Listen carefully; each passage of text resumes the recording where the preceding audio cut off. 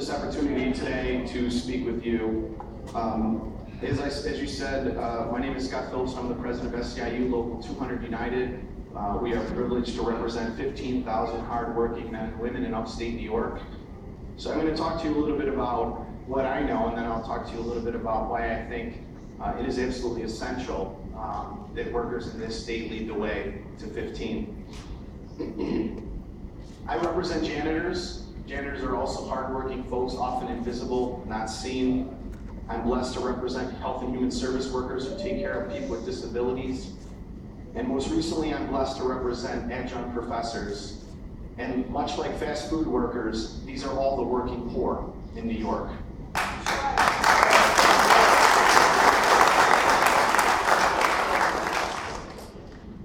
And on behalf of my members, I stand with fast food workers who urge that all working men and women in the state of New York are not in poverty.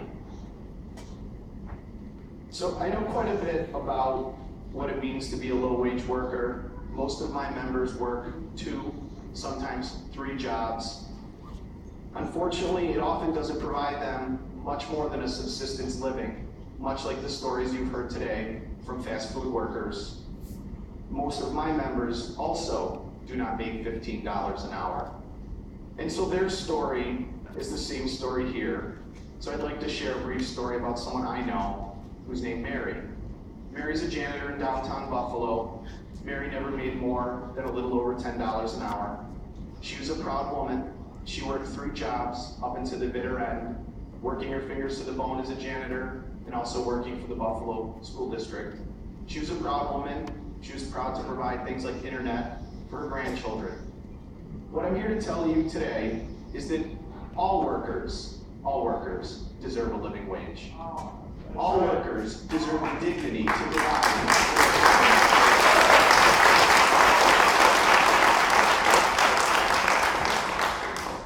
I also pose to you that many of the problems we see in upstate New York, we hear stories about failing schools, for example, that permeate our media.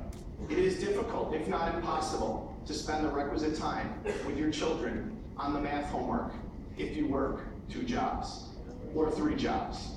I suggest to you that this will not only lift up our economy, but it will lift our spirits and it will lift our state. I am a lawyer by training, and so I'm forced to answer these questions, and some of my members have asked me questions like, Scott, why 15? And so while many will share with you a lot of different stories today, I thought it important to share something from my new adopted hometown of Syracuse. Back in 2005, Syracuse, like many other upstate cities, sought to engage in the exercise of a living wage ordinance. Now, that living wage ordinance only covers contracts that exist with the city. But a study was commissioned nonetheless in 2005 to see simply what it would take to survive. Again, subsistence living in Syracuse, New York.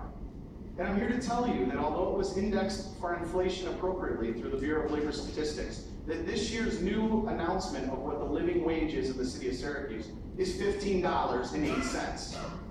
So I tell you this because I think it's important. I don't think, you asked the question, is $15 enough? Certainly downstate it's more. But I caution you not to think that it's so easier to live in upstate New York. In fact, it does cost a significant amount of money to survive, and I think 15 is supported by the data. Right.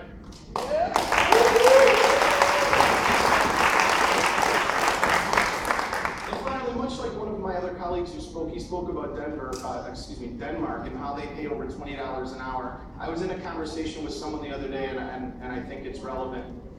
He asked me, well, then how much am I going to have to pay for my fast food, because I enjoy fast food, and much like me, he's a rotund gentleman. And I said, you know, the interesting thing about that, if you read an article in the New Yorker, is that, believe it or not, with $20 an hour in Denmark, a Big Mac only costs pennies more than it does in the United States. And I suggest that we can do this. We can lead the way in New York, much like we have on other issues over years. And I hope we will get there. And when we do, we will all celebrate, because we won't give up until we get there.